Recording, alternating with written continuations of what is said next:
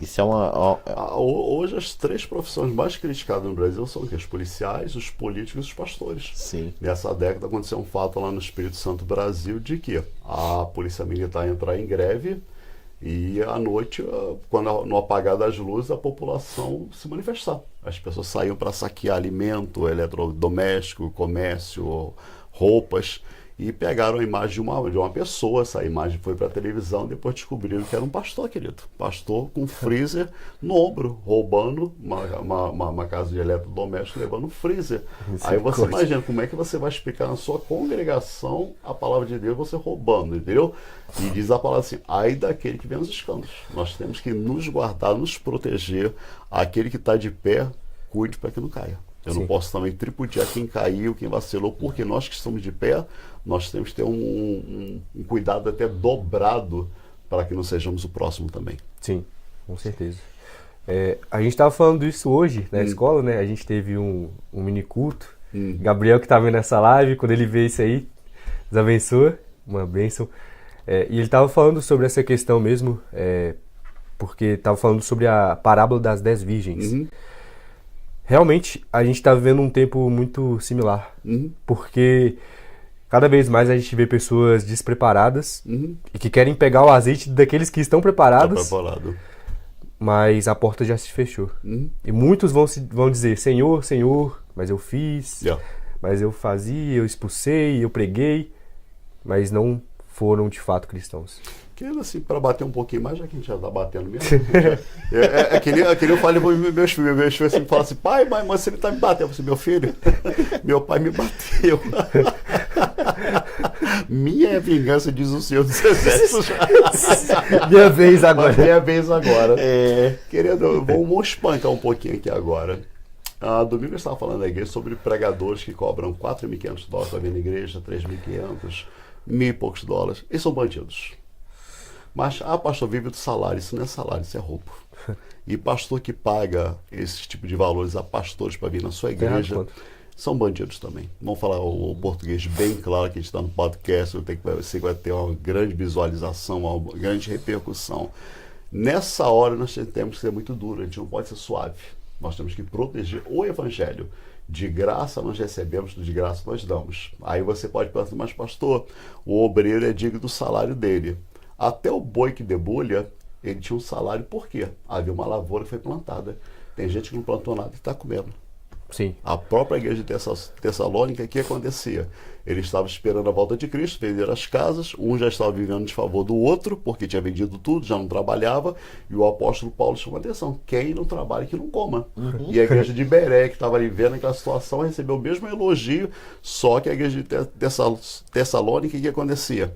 Eles recebiam a palavra, mas não tinha mudança de vida.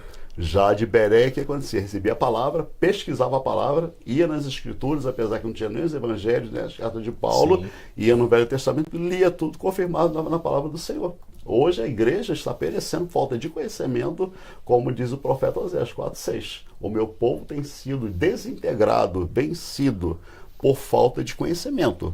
A pessoa tem a Bíblia, tem o Espírito Santo e não tem mudança de vida. A igreja também que não gera vidas. A igreja, por exemplo, nós temos 32 igrejas só na cidade de Denver, nos Estados Unidos. É para toda a comunidade ser mudada. Aqui não pode ter crime, não pode ter roubo, não pode ter nada, porque só uma igreja na Rua Azusa, 1906, mudou, impactou toda Los Angeles, impactou o mundo. Do mundo chegou até o Brasil em 1910 por Berg e Gunnabringer. E você imagina uma igreja cheia de Espírito Santo. Ela cura, ela batiza, ela faz missões. Eu sou muito feliz, por quê? O último ensinamento que Jesus deu antes de ser assunto ao céu, não falou assim, não ora mais, não jejua mais. Ide por todo o mundo e pregai a toda a criatura. Nesse nome nós seremos batizados no Espírito Santo, falaríamos em novas línguas. Se bebesse alguma coisa mortífera, não faria mal algum. Pisaríamos serpentes e escorpiões. Essa é a igreja que nós queremos. Sim. E não é difícil. Isso aí é fidelidade, temor e tremor. Precisa voltar, Arthur e Roger, o temor e o tremor para a casa do Senhor. Precisa voltar aquelas senhoras que oravam e Deus manifestava. Precisa daqueles homens simples, que não tinham muita teologia, mas tinham muito poder. O próprio apóstolo Paulo diz que as cartas dele é muito severo, mas quando chegava era manso, era brando. Dizia que Apolo pregava muito mais do que ele, é muito mais eloquente do que ele, mas que nem você falou assim, nas tribulações, que o apóstolo Paulo diz? Ele recebeu o espinho na carne. Ele ora ao Senhor. Nós não sabemos exatamente que foi esse espinho. Se era uma dor, se foi o tempo que ele esteve fazendo a obra missionária, ele pegou uma enfermidade de Chagas e não enxergava bem também na época. Mas a verdade é que o apóstolo Paulo descobre: a tua graça me basta. O seu poder se aperfeiçoa na minha fraqueza. A igreja do Senhor ela tem fraquezas. Mas quando nós olhamos a igreja de Filadélfia, diz que era de pouca força. Mas o que Deus entregou para ela foi uma chave. Aonde tem chave tem porta. Aonde tem porta tem entrada. Aonde tem entrada tem coisa boa de Deus para as nossas vidas. Entendeu?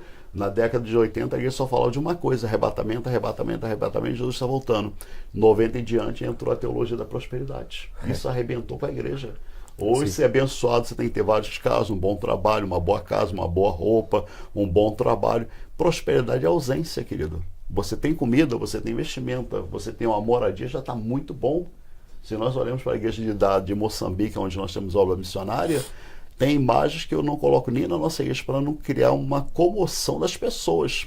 O pessoal tomando sopa de capim e espetinho de rato. Aquele rato do mato, eles fazem tipo um x-kebab. Eles comem aquela carne. Uau. Aí a nossa igreja, que está melhor da face da terra, primeiro mundo, tem carro, tem casa, tem dinheiro, tem trabalho, chega bem, está perfumado, tênis novo, celular caro. Mas a igreja está reclamando. Sim. Se você era o povo de Israel teve 40 anos no deserto. É uma igreja que nunca provou milagres como aquela igreja provou. Por quê? Coluna de fogo, nuvem para proteger, água da rocha, maná do céu, milagres acontecendo, o chinelo não se gastava, os pés não se inchavam, mas o que eles faziam? Murmuravam.